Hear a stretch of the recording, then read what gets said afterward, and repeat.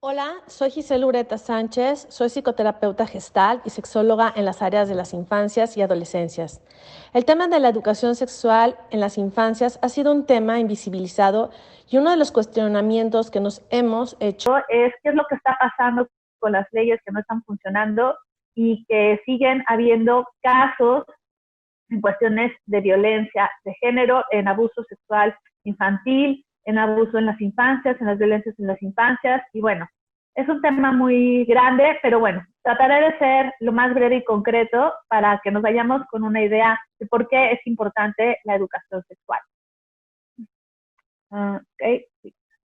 Y bueno, creo que para poder entender lo que es la educación sexual y bueno, y su importancia para la prevención, pues es importante definirla, ¿no? La educación es el proceso por el cual se transmite el conocimiento, los hábitos, las costumbres y los valores de una sociedad a la siguiente generación. Y esto es una parte fundamental porque nosotros tenemos un conocimiento empírico donde tenemos ideas, creencias, tenemos de alguna manera dentro de estas creencias ideologías y mitos, comportamientos y conductas que pensamos que son correctas y sin embargo pues no son las adecuadas o no son las que se necesitan para ciertos aspectos para la educación o para los procesos educativos que hoy en día están necesitando.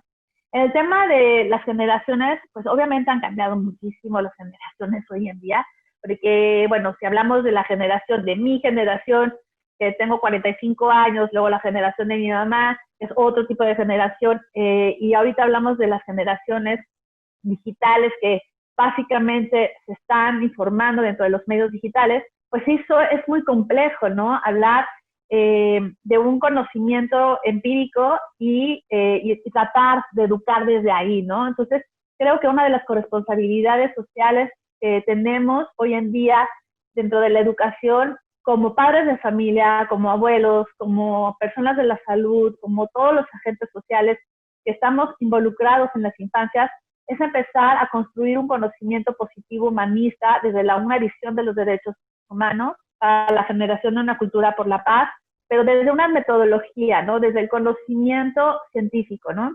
Y entonces aquí está lo que es la educación sexual integral en las infancias, ¿no? Que se dan de muchas maneras y de muchas...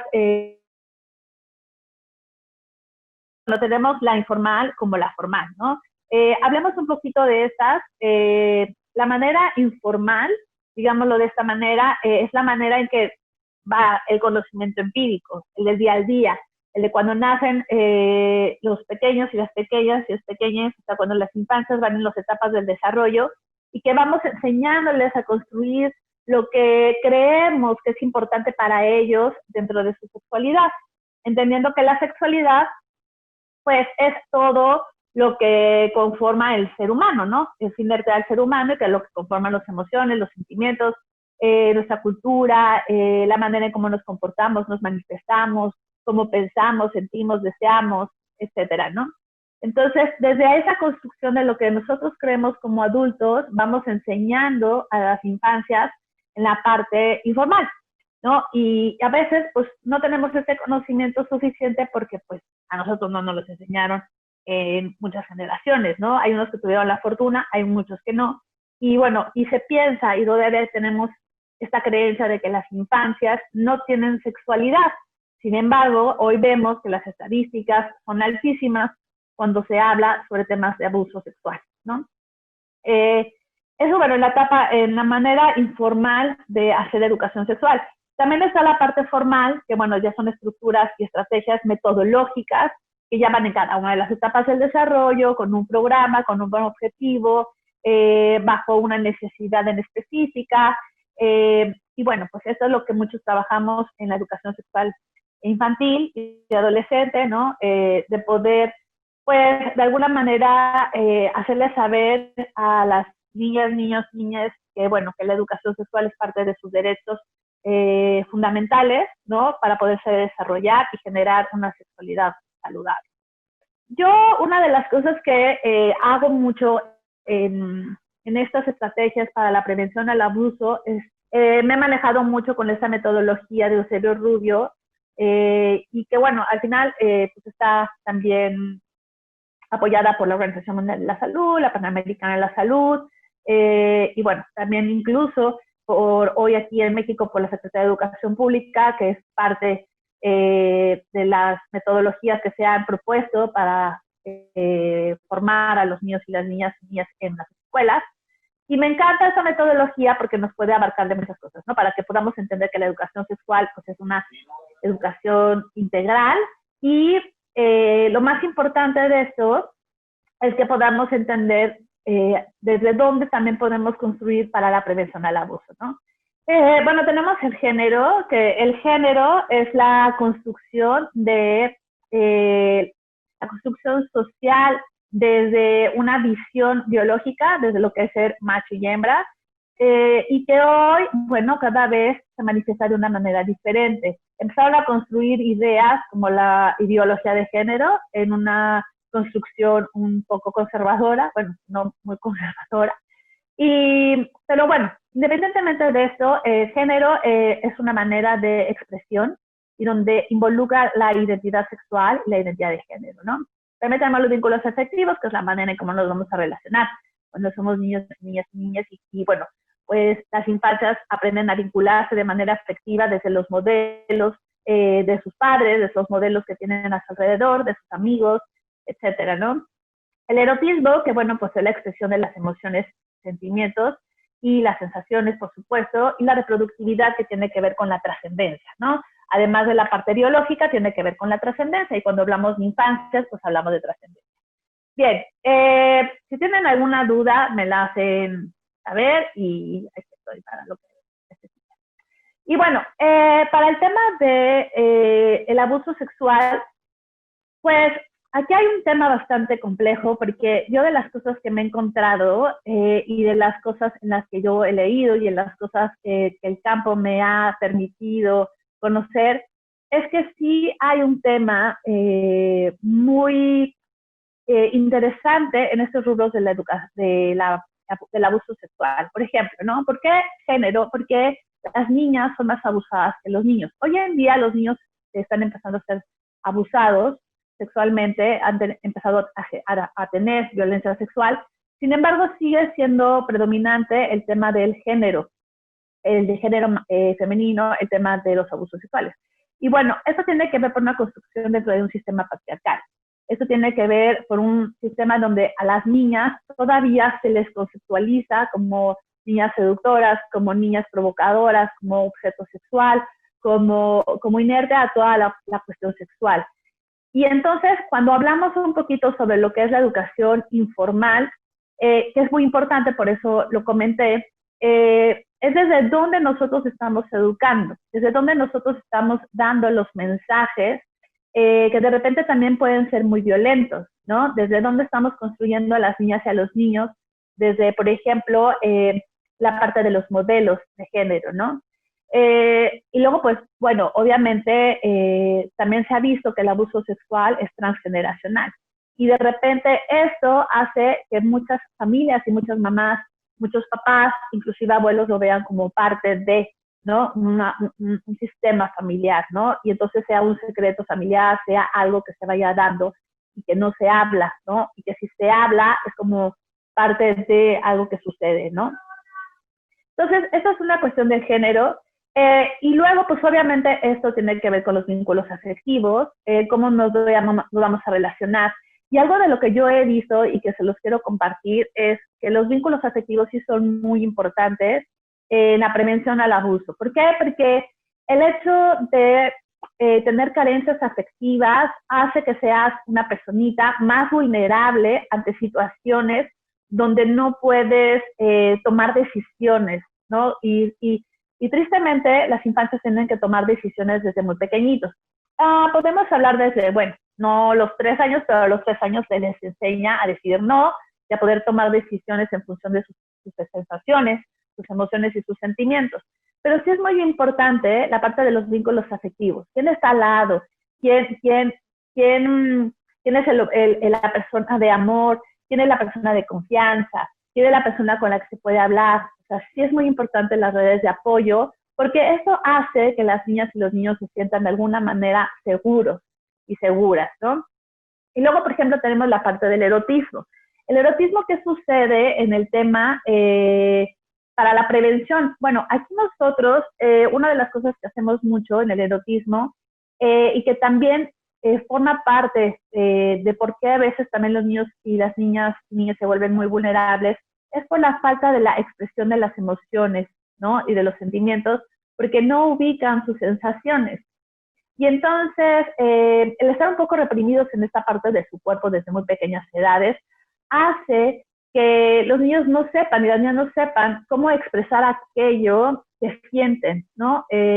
Por ejemplo, no sé si sienten el abandono, si sienten un enojo, si sienten una tristeza, si se sienten vulnerables, si no se sienten seguros, si sienten agresión, todo ese tipo de sentimientos que muchas veces están ligados a la parte del género por los sistemas de creencias que se tienen bajo los estereotipos de género, ¿no? De que las niñas pueden expresar ciertas emociones y sentimientos y los niños otras emociones y sentimientos. Entonces también tiene que ver con esta parte del erotismo. Entonces, aquí viene un tema muy importante en la cuestión de la prevención al abuso, en el tema de que en el erotismo, pues obviamente se tiene que enseñar a las niñas y a los niños y a las niñas a expresar sus emociones, a expresarlas desde el propio conocimiento, ¿no? Y poderlas decir, ¿no? A las personas en los vínculos afectivos, a las personas que les tienen confianza, ¿no? Y bueno, pues obviamente la parte de la reproductividad, ¿no? Que tiene que ver con la parte de la trascendencia, con los modelos que tenemos, por ejemplo, en los roles autoritarios, ¿no? Como por ejemplo papá, bueno, autoridad, por ejemplo mamá, papá, o quienes estén a cargo como son los tutores. Y también el hecho de que tanto los padres o los tutores permiten también el hecho de que la niña y el niño se pueden expresar de una u otra manera, ¿no? Que también es una parte importante. Ahorita la voy a ver, vamos a explicar una gráfica que es interesante para que vean lo que estoy mencionando, pero creo que es sustancial esta metodología y esta teoría de cuanto a desde dónde educamos, ¿no? Desde lo informal, pues todos educamos desde lo informal, ¿no? Pero sí es importante entender que desde el género podemos empezar a cambiar una estructura de pensamiento estereotipada, donde se le quita el modelo de objeto sexual a las niñas y también ahora a los niños que están también, ¿no? Y bueno, y todos los vínculos afectivos por la parte de la confianza. Vamos a ver si va quedando un poquito más claro.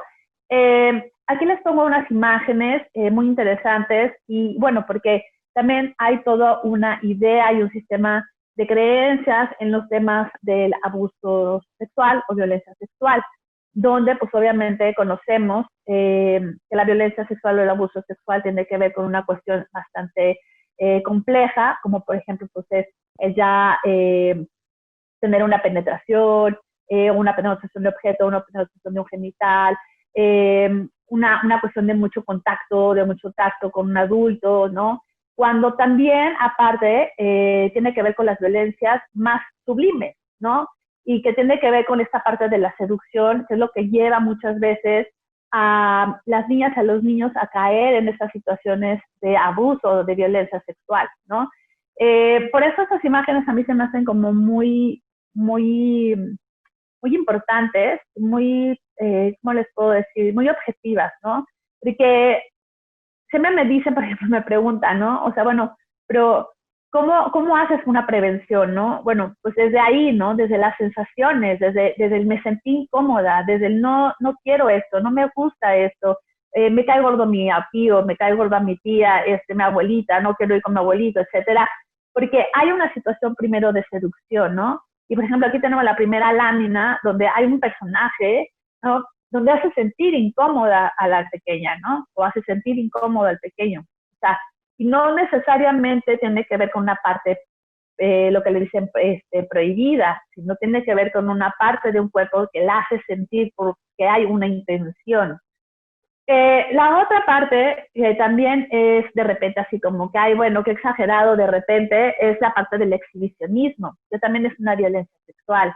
¿no? Y que sí deja a las infancias, sí las deja pues bastante pasmadas, traumáticas, con un estrés postraumático después de ver algo que pues no era algo que se imaginaban. O sea, inclusive eso está sucediendo mucho ahorita con las áreas digitales, ¿no? O sea, los niños y las niñas se están metiendo a su escuela de manera digital y de repente se encuentran con pornografía. Entonces estamos haciendo una campaña en contra de la pornografía infantil porque se están encontrando con mucha pornografía, que es de alguna manera un exhibicionismo, que también está en la otra lámina, ¿no? Donde de repente te encuentras con una parte donde te muestran un cuerpo que ni siquiera quieres ver, ¿no? Que ni siquiera te lo imaginas. Entonces, eso forma parte de una violencia que obviamente las infancias no lo entienden. Es una parte que no empiezan a comprender. Entonces, creo que eso es algo fundamental para la prevención. El entender que no solamente el abuso sexual tiene que ver con una cuestión de violación o una cuestión de penetración, una cuestión de tocamientos, una cuestión que ya sea, que es la que se denuncia inclusive, ¿no? Sino que tiene que ver con una cuestión de acoso, que tiene que ver con una cuestión de exhibicionismo, que tiene que ver con una cuestión de enseñar pornografía, de estar expuesto, ¿no? O de que sean ellos expuestos en un tema también pornográfico, ¿no? Para fotografías, etcétera, para las redes. Y bueno, aquí yo les pongo una gráfica que se me hace un poco lo que les explicaba hace rato, pero bueno, para ser un poco más concreta con esa temática, ¿no?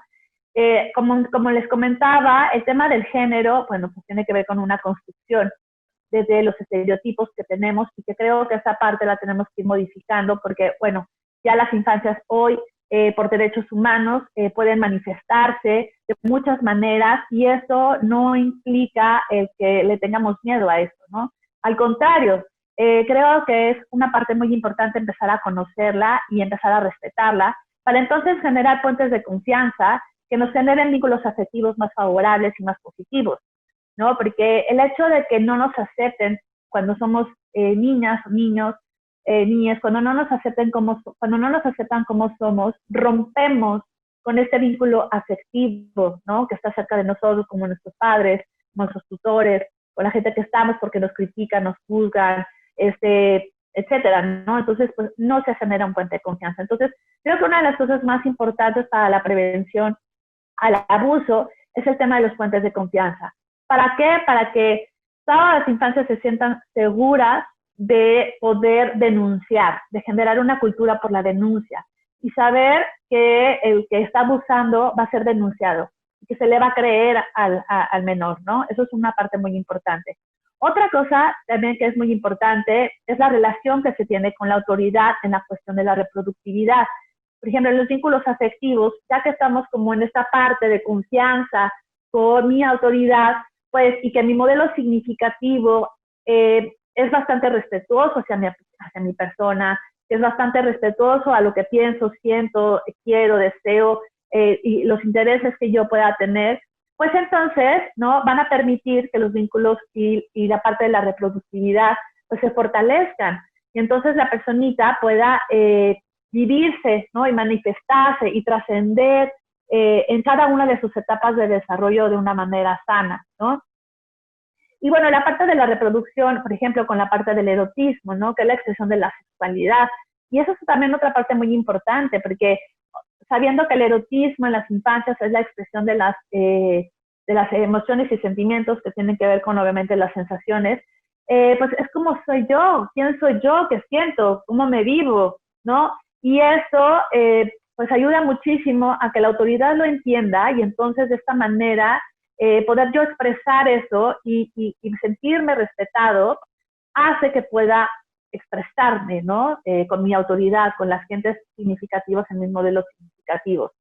Y bueno, otra de las cosas que he visto es la línea del erotismo con el género, o género con el erotismo, que tiene que ver con el reconocimiento de las sensaciones, expresión de emociones y sentimientos en una cuestión estereotipada. Se los comentaba hace ratito en el tema de cuáles son nuestros sistemas de creencias. Si, por ejemplo, nosotros aceptamos que un niño llore, ¿no? O un niño denuncie una situación sexual, ¿no? O si decimos, pues si aceptamos también que una niña denuncie una situación sexual, ¿no?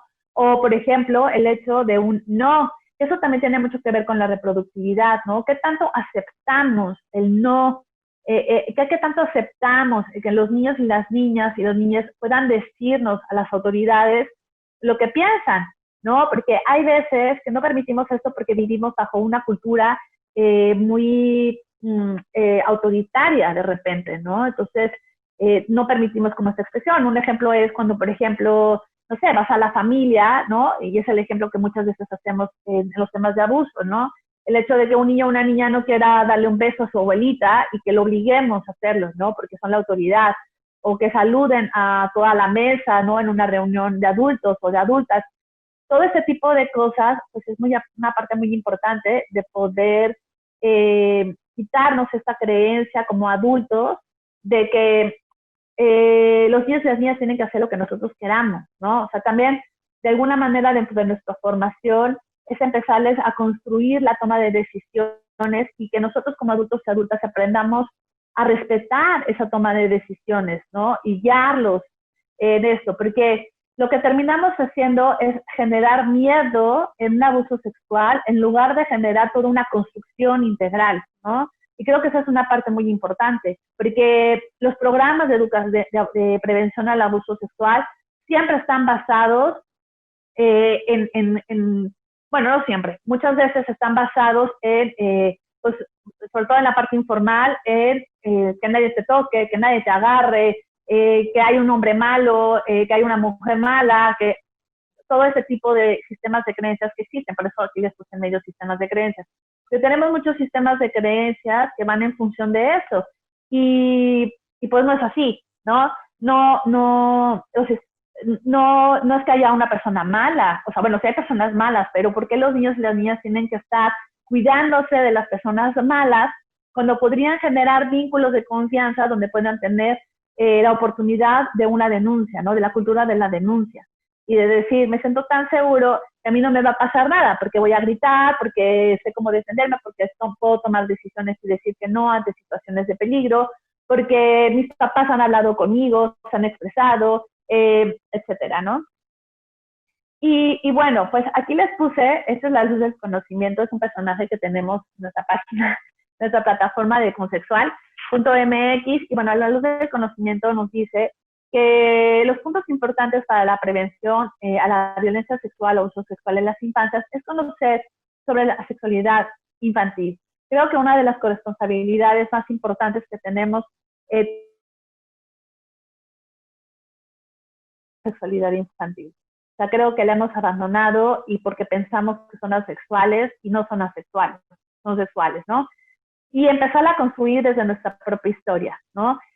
Como desde el conocimiento, como con el conocimiento científico, porque si nosotros no vemos cómo nosotros crecimos, pues entonces vamos a seguir manteniendo el conocimiento empírico y vamos a seguir creyendo que los niños y las niñas aprenden por ósmosis o aprenden porque alguien se los platica o porque algún día lo entenderán.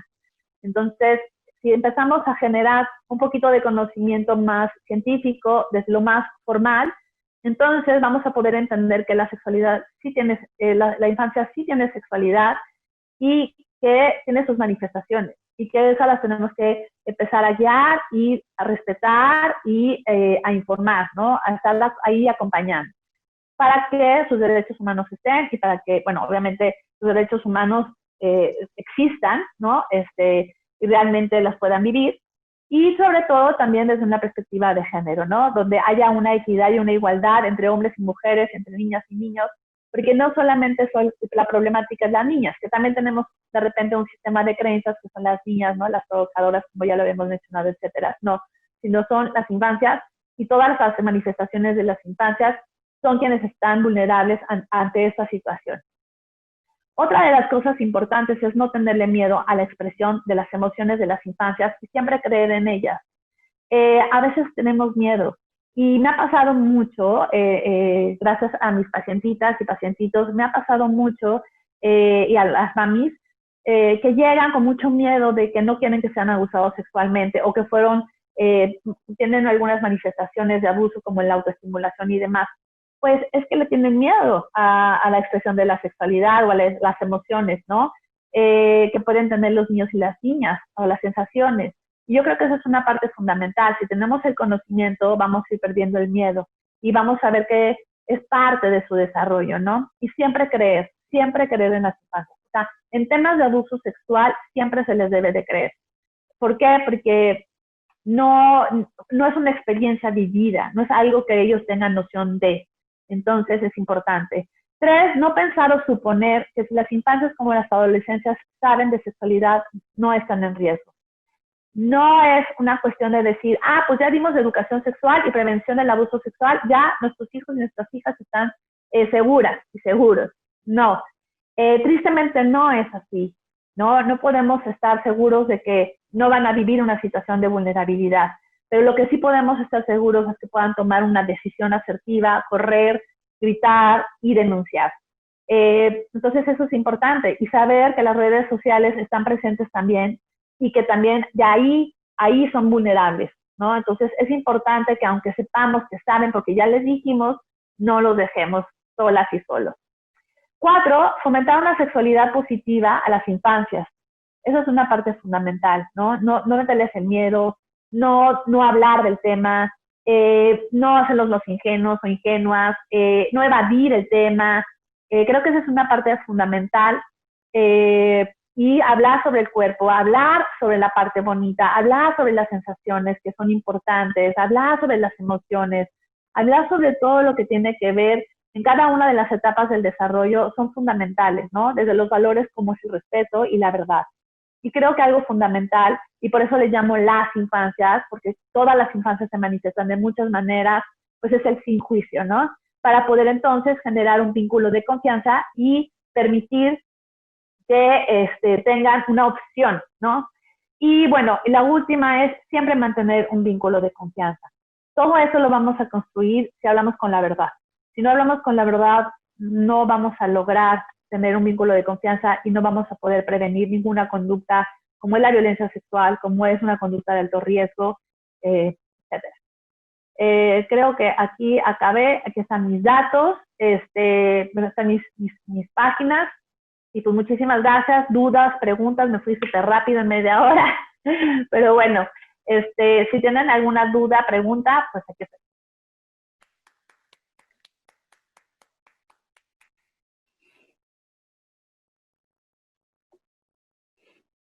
Muchas gracias, Giselle.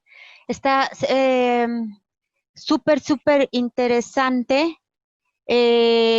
Este modelo como cognitivo, afectivo, social, en el que estás tratando de incorporar la educación sexual para la prevención de abuso y cómo la fragilidad en cualquiera de los elementos de la sexualidad, que es producto en parte de la falta de educación sexual, pues también incrementa las posibilidades de ser víctima, aunque no la causa, ¿no? Muchas gracias.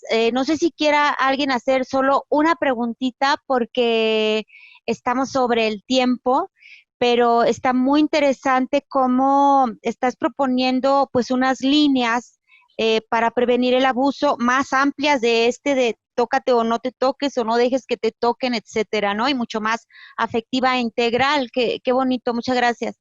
¿Alguien quiere hacer alguna... Gracias. ¿Alguien quiere hacer alguna pregunta? Si no, para continuar. Bueno, yo solamente quiero felicitar a Giselle porque verdaderamente sí es una visión muy diferente de la que hemos visto y yo creo que vale muchísimo la pena escucharla. Nos cambia algunas cosas y esto es muy importante. Sí. Muchas gracias, Giselle. Abrir panoramas siempre es muy valioso. Así es, abrir panoramas siempre es muy valioso. Yo creo que puedes seguir trabajando sobre esto, pero en adolescentes ahora. Sí, poco a poco. Poco a poco. Sí. Mientras más temprano trabajamos, más podemos prevenir. Así, ¿no? Es. Sí. Muchas gracias. Gracias, Giselle. Un abrazo. Gracias.